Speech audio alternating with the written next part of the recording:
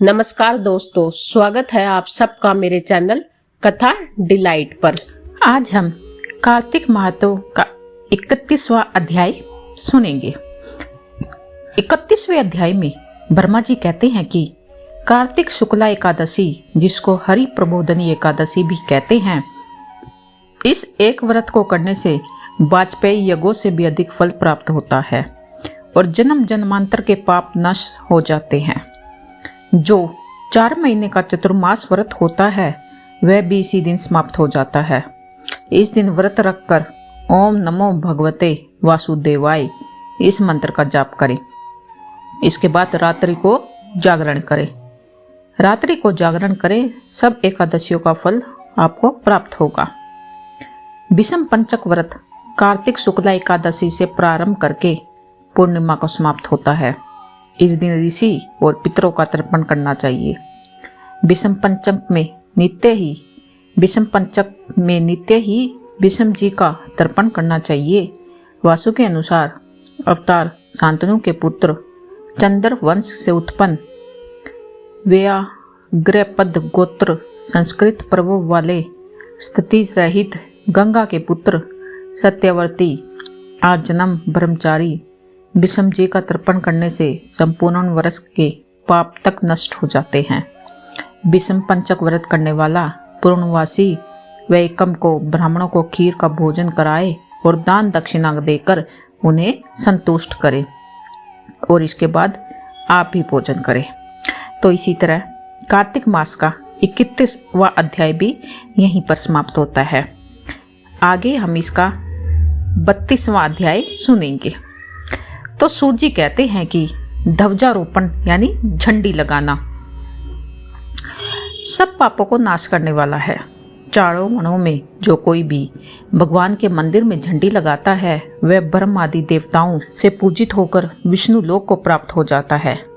इसके आगे नारद जी कहते हैं, हे राजा पृथु, हम तुम्हें एक पुरातन इतिहास सुनाते हैं। पूर्व काल में सतयुग में सुमति नाम वाला एक चंद्रवंशीय राजा था। यह राजा भगवान का भक्त, अहंकार रहित सप्तद्वीप का राजा था। सत्यवती नाम वाली उनकी रानी अत्यंत पतिव्रता थी। वह भगवान के सामने नृत्य किया करती थी और कार्तिक शुक्ला द्वादशी को भगवान के मंदिर में जाकर ध्वजा यानी झंडा बांधा करती थी।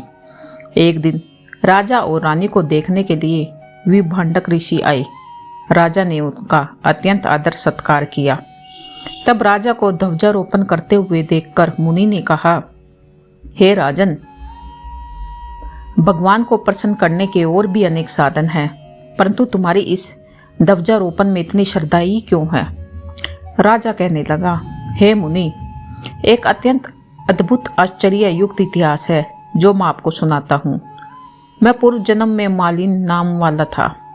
मैं कुमाग्रमी, ब्रह्मदोषी, महापापी शूद्र था, साथ ही वेश्यागामी भी था। मेरे इन कर्मों को देखकर मेरे भाई बंधु ने मुझको त्याग दिया। इसके बाद मैं वन में जाकर एक टूटे हुए विष्णु मंदिर में रहने लगा और वन के मृगादि जीव जंतु को मारकर खा जाता।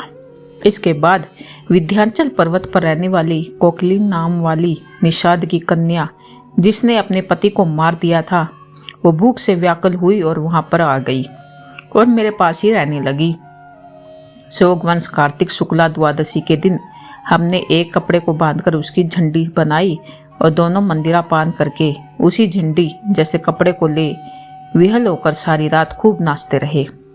सारी रात नाचते रहने के कारण प्रातःकाल हम दोनों की मृत्यु हो गई। तब यमदूत हमें फांसी में बांधकर मारते हुए यमराज के पास लेकर जाने लगे।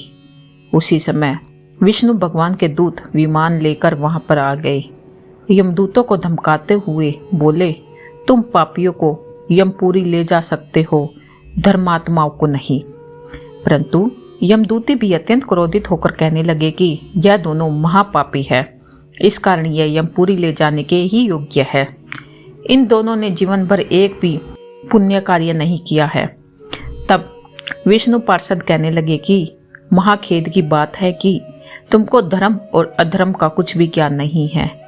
यह ठीक है कि ये दोनों सारी आयु महापापों में रहते रहे, परंतु उन्होंने कार्तिक शुक्ला द्वादशी को भगवान के मंदिर में जाकर ध्वजारोपण तथा नृत्य किया है। अंततः ये महापापी नहीं रहे, इनके संपूर्ण पाप नष्ट हो गई हैं। इस कारण ये विष्णु लोक में जाने के अधिकारी है। भले इन्होंने अनजाने में ये सब कार्य किए हैं। इसके पश्चात विष्णु भगवान के दूत उन दोनों को विमान में बिठाकर विष्णु लोक को ले गए। तब नारद जी कहते हैं, हे राजा पृथु, अनजाने में भी ध्वजारोपण का ऐसा फल है, तो श्रद्धा के साथ कार्तिक शुक्ला द्वादशी को जो ध्वजारोपण करता है उसके फल का तो क्या ही कहना होगा। इतनी कथा सुनकर विंभटक ऋषि तपोवन को चल गए। तो इसी तरह आज ये 32वां अध्याय भी समाप्त हुआ। आगे के 33वां, 34वां और 35वां अध्याय अगली वीडियो में मैं आपको सुनाऊंगी। तब तक के लिए इजाज़त चाहिए। धन्यवाद।